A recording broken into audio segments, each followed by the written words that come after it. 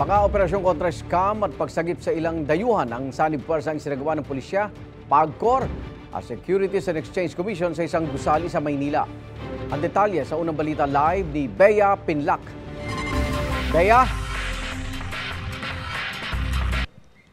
Igan, dalawang magkahiwalay na operasyon ang isinagawa ng mga otoridad sa isang gusali dito sa Ermita, Maynila. Sinalakay ang isang umanong love and cryptocurrency scam hub at nirescue naman ang ilang illegally detained umano na Chinese nationals.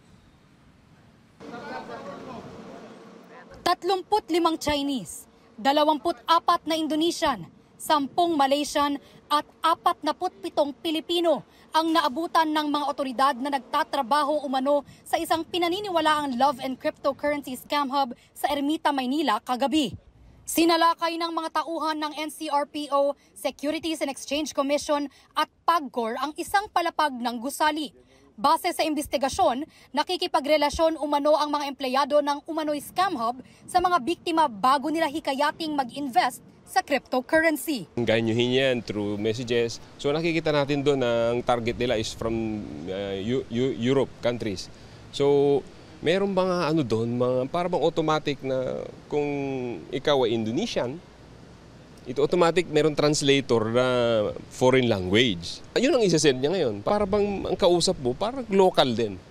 But they're here, operating in the Philippines. Posibleng sampahan ng reklamo ang mga empleyado para sa paglabag sa Securities Regulation Code. Pinakawalan muna ang mga Pinoy na empleyado habang dinala naman sa NCRPO ang mga foreign national. Nakikipag-ugnayan na raw ang PNP sa Bureau of Immigration para masuri ang mga dokumento nila. Tikom ang bibig ng mga empleyado nang hingan sila ng pahayag. Sa parehong gusali, nagsagawa rin ng hiwalay na operasyon ang mga otoridad para masagip ang 5 Chinese nationals na umano'y illegally detained. Nakausap ng GMA Integrated News ang kaanak ng isa sa mga na-rescue tungkol sa nangyari sa biktima.